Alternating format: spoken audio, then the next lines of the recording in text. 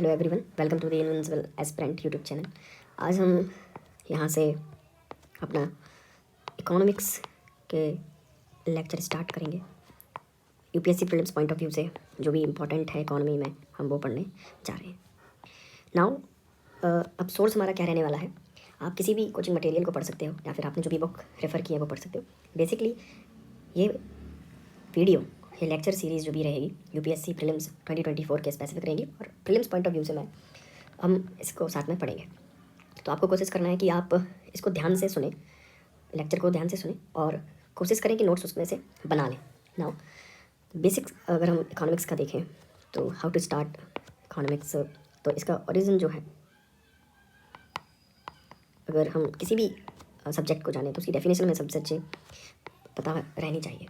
Economics simply हमारे mind में क्या आता, तो अब आपके माइंड में हमेशा वही आएगा, अब क्लियर रहेगा। सिंपल इकोनॉमिक्स पैसा, मनी, रिसोर्सेज, ये सारी बातें इकोनॉमिक्स में आती हैं। अब जब हम वर्ड सुनते हैं इकोनॉमिक्स, तो ओरिजिन जो वर्ड है वो ग्रीक वर्ड से हुआ, जो कि है ओकिनोमिया।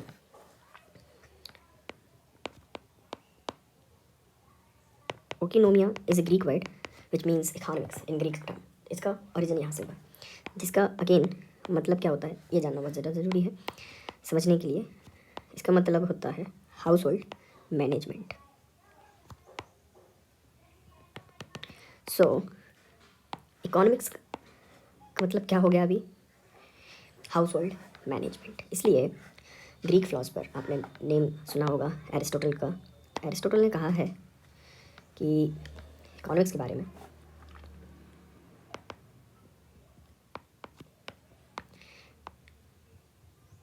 Economics is the science of household management, that is economics. अब लेमैन टर्म में अगर हम समझना चाहें तो सिंपली इकोनॉमिक्स का मतलब आपको समझना है कि इकोनॉमिक्स स्टडी है, इकोनॉमिक्स एक डिसिप्लिन है जहाँ पर हम रिसोर्स को किस तरीके से बेहतर तरीके से मैनेज किया जाए ताकि हमारी जो भी नीड्स हैं उसको फुलफ़िल कर सकें। तो रिसोर्स मैनेजमेंट में हमारा जैसे कि सिंपल प्रोडक्शन हो गया, डिस्ट्रीब्यूशन हो गया एंड कंजप्शन हो गया। So that is economics. Economics simply the science of household management और रिसोर्स मैनेजमेंट का स्टडी है। So economics is simply the study of the resource management, study of production, distribution and consumption of goods and services, goods and services. अब हमारा यहाँ पे economics का meaning हमें समझ में आ गया कि इकोनॉमिक्स का जब भी वर्ड आएगा इसका मतलब है एक डिसिप्लिन, एक साइंस या फिर एक स्टडी, एक systematic study of resource management, how goods and services are distributed, how they are produced, how they distributed, how they are consumed and the purpose of economics. What economics का purpose क्या होगा? Economics का purpose simply क्या है, economics का purpose क्या होना चाहिए, क्यों पढ़ रहे हैं हम इकोनॉमिक्स और इकोनॉमिक्स क्यों होती है? Simply it is for betterment of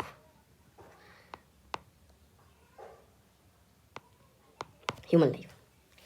हम रिसोर्स को बेहतरीन तरीके से मैनेज करें ताकि जो भी हमारा जीवन है उसको और बेहतर बनाया जा सके। फॉर सिंपल कि अगर हमारा रिसोर्स मैनेजमेंट अच्छा होगा तो हम सही तरीके से उसको डिस्ट्रीब्यूट कर पाएंगे। सिंपल जैसे वाटर है, लैंड है, इन सब फॉरेस्ट रिसोर्सेज हैं, अगर इनका मैनेजमेंट अगर हमने सही नहीं किया तो हम ग्रोथ और डेवलपमेंट नहीं कर पाएंगे। अगर कहीं पर रिसोर्स का एबंडेंट है, कहीं पर रिसोर्स स्कार्स हैं, कहीं पर रिसोर्स बहुत ज़्यादा है, कहीं रिसोर्स बहुत कम है, तो इनका मैनेजमेंट अगर हमने सही से नहीं किया तो हमारा जो एम है betterment of human life by growth and development, वो हम अचीव नहीं कर पाएंगे। इसलिए इकोनॉमिक्स पढ़ना ज़रूरी है। नाउ नेक्स्ट पार्ट, अब इकोनॉमिक्स को दो ब्रांच में पढ़ा जाता है। There are two main branches of economics. two main branches of economics. One is microeconomics and second is macroeconomics. Micro और मैक्रो में डिफरेंस क्या है? सिंपल, माइक्रो का मतलब होता है स्मॉल स्केल, छोटे लेवल पर, ठीक है, इसको स्मॉल स्केल बोल सकते हैं, और ये macro means large scale, both are relative term. तो एक इंडिविजुअल लेवल पर अगर हम इकोनॉमिक्स की स्टडी करेंगे, बिहेवियर ऑफ इंडिविजुअल अगर हम देखेंगे, एक इंडिविजुअल किस तरीके से पैसे खर्च करता है, कैसे पैसे कमाता है, तो हम क्या कर रहे हैं? Micro economic study. और अगर हम लार्ज नंबर ऑफ पीपल का स्टडी करेंगे तो क्या बोलेंगे उसको? Macro economic study. तो इट इज़ टोटल और सम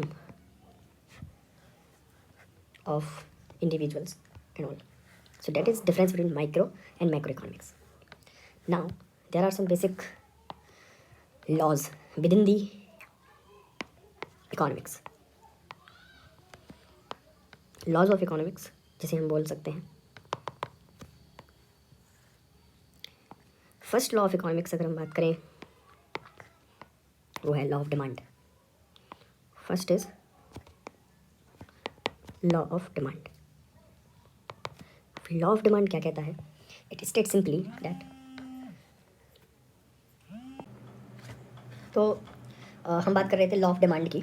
सो simply law of demand simply कहता है demand of any product will be inversely related to its price. Simple, ठीक है, कि जो डिमांड है वो प्राइस में रिलेशन क्या रहेगा? इन्वर्सली रिलेशन रहेगा. If demand is increased then price will be decreased, और the price is increased demand is decreased.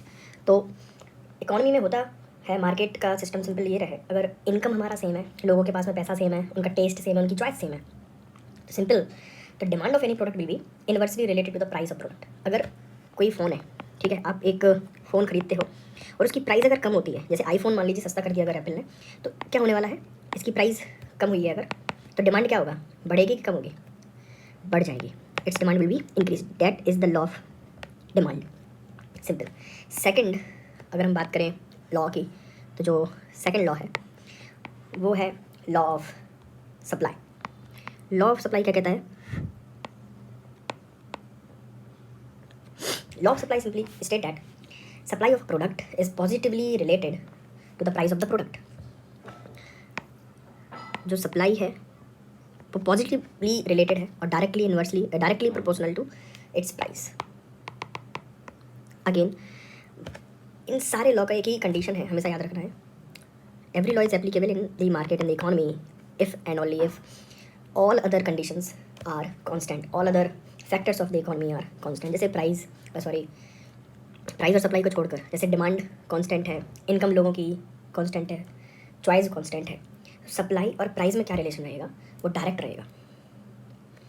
Simply अगर किसी चीज़ की सप्लाई बढ़ जाती है, किसी चीज़ का प्राइस बढ़ जाता है, मान लीजिए प्राइस बढ़ गया, अब प्राइस बढ़ जाए तो उसका सप्लाई क्या हो जाएगा? सप्लाई भी इंक्रीज़ होगा. क्यों? क्योंकि कंपनी को ज़्यादा पैसा कमाना है.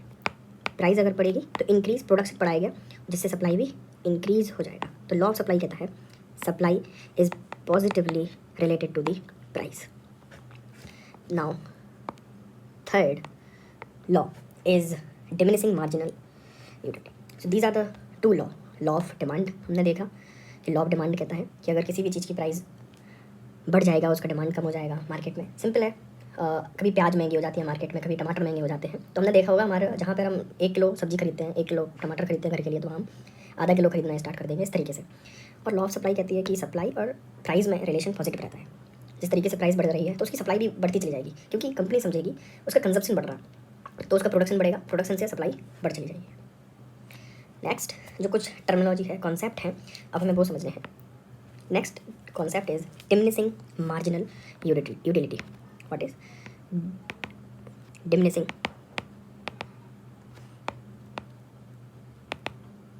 Marginal utility? क्या होती है diminishing marginal utility? Simply utility derived from any product, तो ये यूटिलिटी के बारे में है। Utility drive from any product keeps on decreasing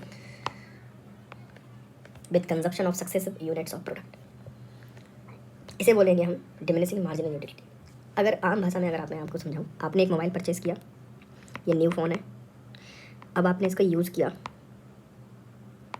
फिर से यूज़ किया, फिर यूज़ किया, तो अब जो मार्केट में आपका जो प्रोडक्ट है वो ओल्ड जो प्रोडक्ट है, न्यू से ओल्ड हो गया बाय यूज़। अब इसकी यूटिलिटी क्या हो गया, इसकी यूटिलिटी जितनी थी कंपैरेटिवली इसकी यूटिलिटी क्या हो जाएगी, कम हो जाएगी। इसी को क्या बोलेंगे, डिमिनिशिंग मार्जिनल यूनिटी। अब दैट इज़ वाई आपका जो पुराना प्रोडक्ट हो गया, जैसे आपने मोबाइल ख़रीदा, ये आपका 10,000 रुपये में आया था मान लीजिए, अब ये 2-3 साल बाद इसका रेट क्या हो जाने वाला है, कम हो जाएगा, 10 से 5 to 6,000 हो जाएगा, और वो भी और भी कम हो सकता है। तो इसे हम बोलेंगे डिमिनिशिंग मार्जिनल यूटिलिटी। डिमिनिशिंग यानी कम होना, मार्जिनल यानी बची हुई, यूटिलिटी यानी उपयोगिता। किसी भी चीज़ की उपयोगिता उसके कंजप्शन के साथ में कम होती रहती है। ठीक है, क्या इसको सिंपल है, जिस तरीके से हम कंजप्शन बढ़ेगा तो उसका यूटिलिटी क्या हो जाएगा, कम हो जाएगी। Diminishing marginal utility. Next concept जो हमें देखना है वो हमें देखना है market equilibrium. Very important topic, market equilibrium.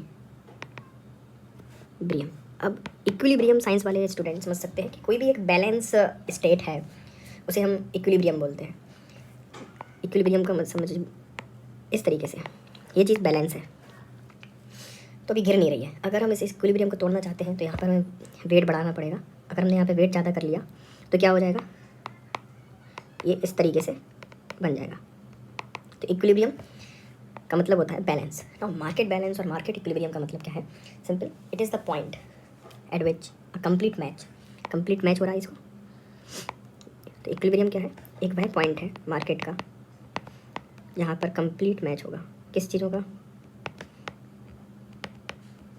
Complete match of your demand and supply of product. तो जितना डिमांड है उतनी ही सप्लाई है, तब हम उसको क्या बोलेंगे, मार्केट इक्विलिब्रियम।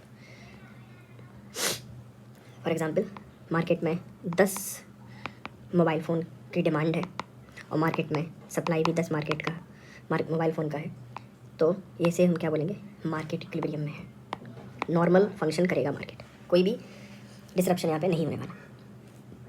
और भी हम इसको डिमांड, अगर इसका हम ग्राफ समझाएं कि इसका ग्राफ कैसा होना चाहिए मार्केट इक्विलिब्रियम का,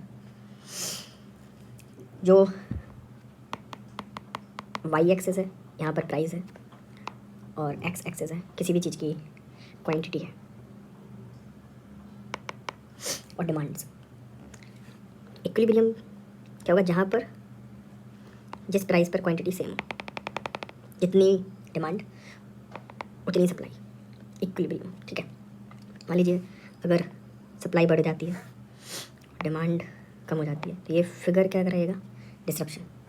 तो जितना सप्लाई है उतनी ही डिमांड है, इसे हम क्या बोलेंगे, मार्केट इक्विलिब्रियम में है। मतलब मार्केट बैलेंस है, यहाँ पर प्राइसेस क्या रहेंगे, बैलेंस रहेंगे और क्वांटिटी भी बैलेंस रहेगी।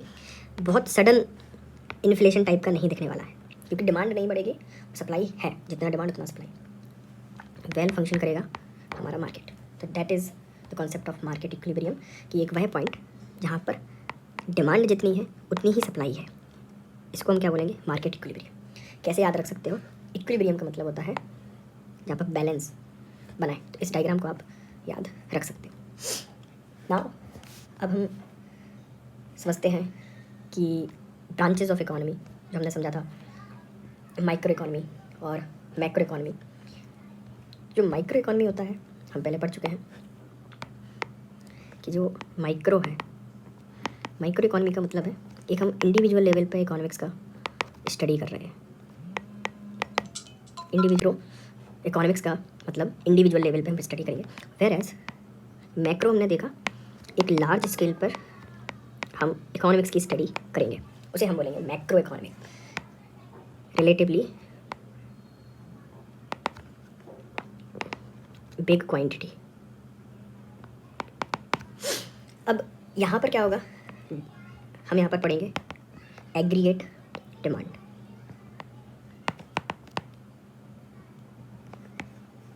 एग्रीगेट डिमांड, एग्रीगेट का मतलब क्या है, टोटल डिमांड। तो इंडिया में टोटल डिमांड कितना है मोबाइल का, is example of aggregate demand. Similarly aggregate supply, अब aggregate supply same, total monetary value of goods and services that the producers in an economy are willing to sell at the different price level. Supply कितनी है, total goods and services available and total demands of goods and services. Simply, these are the aggregate demand and aggregate supply. Next basic concept जो economy में समझने के लिए बहुत ज़्यादा ज़रूरी है वो है फैक्टर ऑफ प्रोडक्शंस। क्या क्या है, क्या है next important is factor of productions. क्या होता है ये फैक्टर ऑफ प्रोडक्शन, मतलब सिंपल प्रोडक्शन मतलब किसी भी चीज़ का प्रोडक्शन करना है हमें, आपको बिस्किट बनाने हैं, मैन्युफैक्चरिंग इंडस्ट्री लगानी है, आपको मोबाइल बनाना है, दिस इज़ द प्रोडक्शन।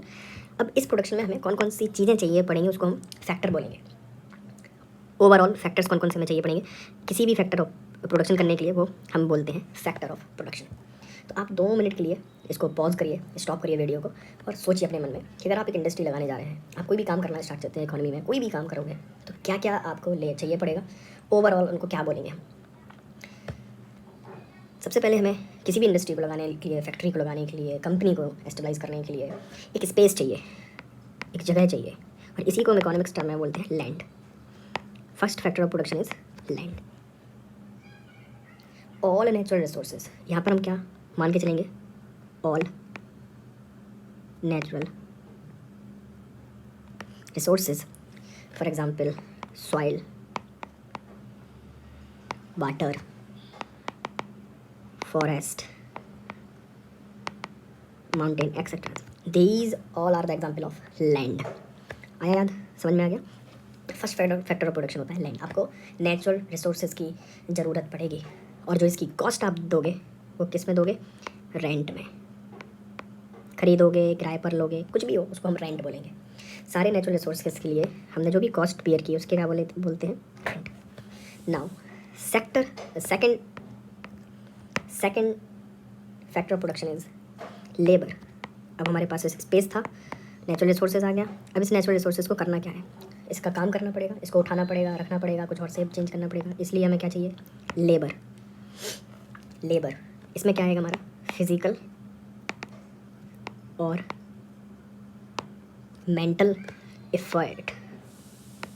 अब जैसे आप पढ़ाई कर रहे हो यूपीएससी के लिए तो that is part of mental effort, और अगर कहीं पर कोई फैक्ट्री में काम करता है वो फिजिकल एफर्ट है, दौड़ना, रनिंग करना, that is physical mental effort और लेबर। ज़मीन चाहिए, नेचुरल रिसोर्स, फिर हमें फिजिकल मेंटल एफर्ट चाहिए। अब यहाँ पर जो कॉस्ट होगी, लेबर की जो कॉस्ट हम देंगे उसे क्या बोलेंगे, वेजेस। क्या बोलते हैं, वेजेस। अब इसके अलग अलग नाम हो सकते हैं, कोई इसको सैलरी बोल सकता है, कोई इसको कुछ और बोल सकता है, लेकिन उसको बोलेंगे wages. Third factor of production is, क्या होना चाहिए, ज़मीन हो गया, मेहनत भी कर लेंगे, लेकिन रिसोर्सेज आएंगे कहाँ से, उसके लिए हमें चाहिए कैपिटल। कुछ सामान हमें ख़रीदना पड़ेगा, परचेज़ करना पड़ेगा, डेट इज़ कैपिटल। कुछ टूल्स हमें चाहिए पड़ेंगे, आने जाने के लिए रोड, वो सारी की सारी चीज़ें जो हमें प्राइमरी नेचुरल रिसोर्सेज को एक प्रोडक्ट गुड्स में कन्वर्ट करने के लिए चाहिए है, वो से हम कैपिटल बोलते हैं। कैपिटल का मतलब क्या है, यहाँ पर आपके जितने भी मशीन्स हैं, जितने भी टूल्स हैं, ब्रिजेस हो गया, रोड हो गया, these all are example of capital. आपने व्हीकल यूज़ किया, कोई बाइक यूज़ की, कोई कार यूज़ किया, वो सारा का सारा कैपिटल है। Now the cost for capital, इसे क्या बोलेंगे हम, इंटरेस्ट।